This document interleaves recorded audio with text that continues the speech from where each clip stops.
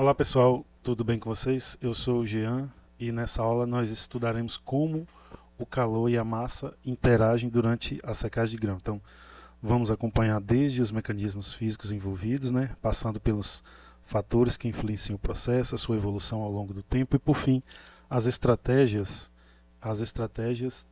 de monitoramento utilizadas para garantir a eficiência e a qualidade do produto final. Então, vamos começar aqui uma aula mais curta, nós vamos falar sobre os mecanismos físicos que tornam possível a remoção de água dos grãos.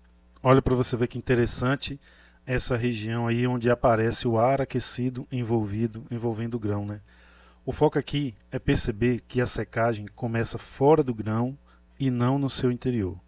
E quando a gente acompanha essas setas vermelhas direcionadas para a superfície, elas representam a entrada de calor, principalmente por convecção do ar aquecido e posteriormente por condução para as camadas mais internas.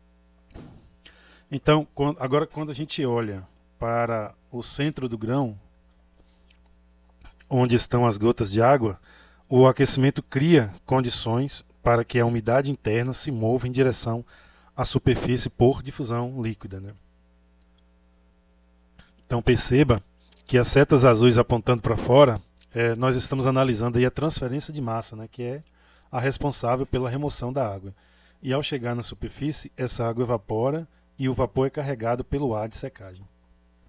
Observe a sequência inferior da figura e note que a secagem resulta da atuação simultânea desses dois fenômenos, que é o calor entrando e a água saindo continuamente. Então nós estudamos a secagem, como que ela acontece, e logo na frente nós estudaremos quais as características do grão e do ar de secagem que aceleram ou que limitam esse mecanismo de transferência. E já é agora que nós vamos estudar os fatores que controlam a intensidade da transferência de calor e massa no grão. Então observe inicialmente que nós temos aí duas colunas, uma coluna da esquerda com o grão e uma coluna da direita com o ar de secagem. Quando a gente olha a coluna da esquerda e a gente ampliando, nós estamos ampliando aí o modelo que foi constituído anteriormente. Então no slide anterior, na figura anterior, nós vimos que o calor entra e a água sai. E nesse caso, nós queremos entender por que isso ocorre mais rapidamente em algumas situações. Aí entra a figura da porosidade. A porosidade ela facilita a circulação interna de água e de vapor, enquanto que a umidade inicial influencia a quantidade de energia necessária para que ocorra a secagem. Observe também a composição química, Ela afeta as propriedades térmicas e também a movimentação da água. Agora, quando a gente olha para a coluna da direita, o ar de secagem, o foco aqui é a gente entender que a temperatura fornece energia para que ocorra essa evaporação. Mas aí tem a velocidade do ar, que ela renova continuamente a camada de ar próxima ao grão. E temos a umidade relativa, que determina a capacidade do ar em receber o vapor.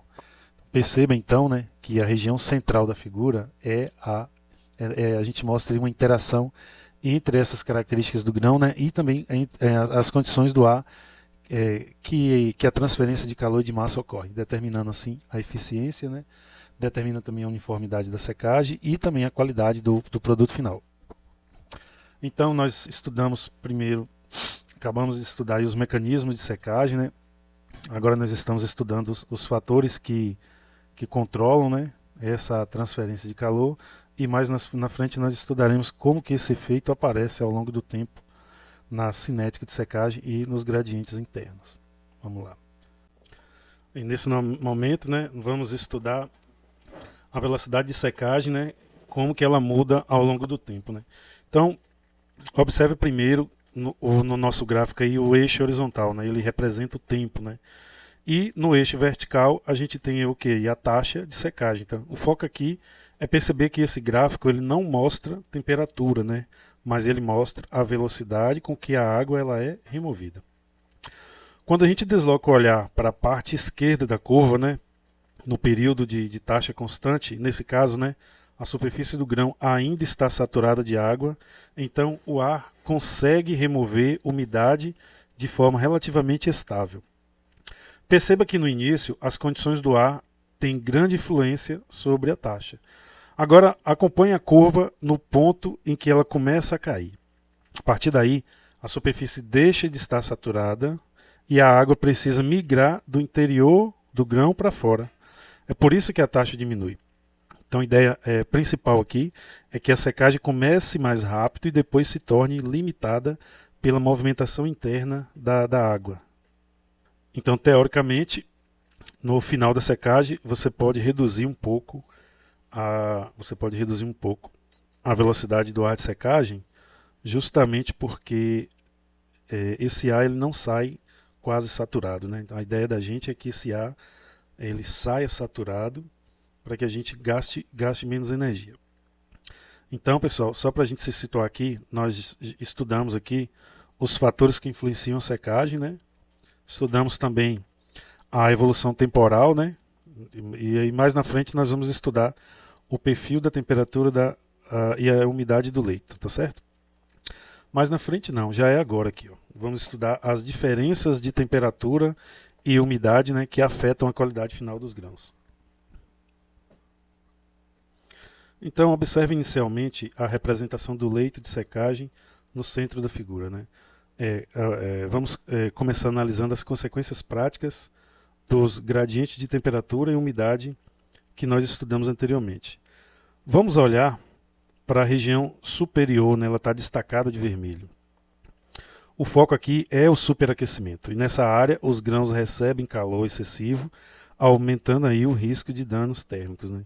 Perceba que na região central que está aí de amarelo é a faixa ideal, né? Por que é a faixa ideal? Porque existe um equilíbrio adequado entre o fornecimento de calor e a remoção de umidade. E isso permite que a secagem seja eficiente e seja segura. Então, observe agora a região inferior em azul, né? Nós estamos analisando a subsecagem, que é uma situação em que os grãos permanecem com umidade acima do desejado.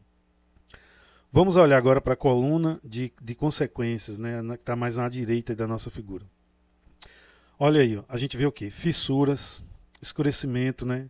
Desenvolvimento de fungo e perda de qualidade são os resultados diretos desse desequilíbrio, né? Então o objetivo do controle operacional é justamente manter a maior parte do leito na faixa ideal. Ao longo dessa aula, né, nós vimos como que o calor e a massa atuam conjuntamente na secagem dos grãos, né? Então vimos também os fatores que influenciam o processo, como que a secagem evoluiu ao longo do tempo e de que forma ela pode ser monitorada. Na próxima aula, né, nós avançaremos para os diferentes tipos de secagem de grãos e as suas implicações na engenharia de alimentos.